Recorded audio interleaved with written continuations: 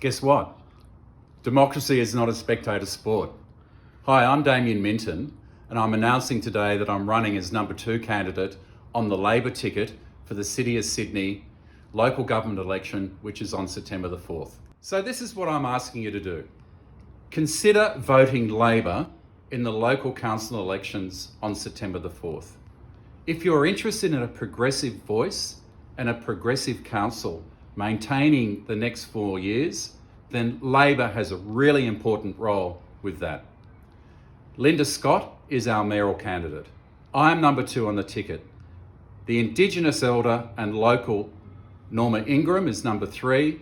Tamira Stevenson, a small business lawyer in Glebe, is number 4. So I've been around for a long time. I work for legends, art dealers like Ray Hughes and Frank Waters, and I've been an art dealer with my own gallery for over 14 years.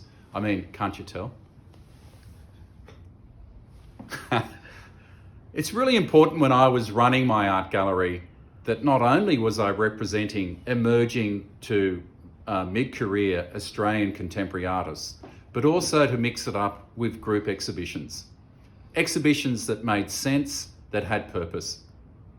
What was great was exhibitions like Five Bells on the Kenneth Slessor poem, The Eternity, which had Martin Sharp in one of his last exhibitions. But in terms of this, the one that I was really proud of was twice we had the Coloured Digger exhibition. Local Indigenous people coming in, Indigenous artists exhibiting with the artists that I represented and other guests. What happened was the energy of that, which was acknowledging the return service of Indigenous diggers and Indigenous women who served for this country.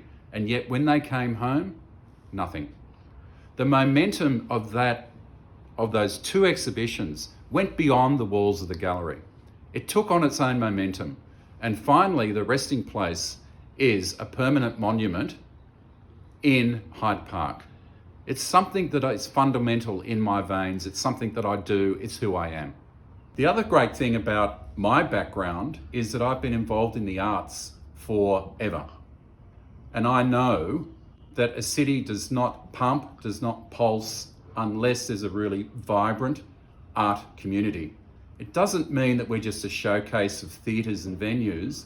It means that artists, musicians, dancers, anything and everything are able to rehearse in the city and are able to live in the city. And that's where another really strong fundamental issue comes about: the affordability of living in the city of Sydney. It really is a strong issue, and it's a really strong stream and vein that Labor has been involved in forever. All the Housing Commission areas around here were built by Labor.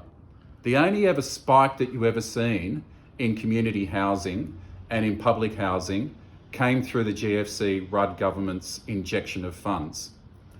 Unfortunately, what every community in the City of Sydney has experienced, every resident, is the New South Wales government is intruding like a UFO and burning the ground and then lifting off and then leaving.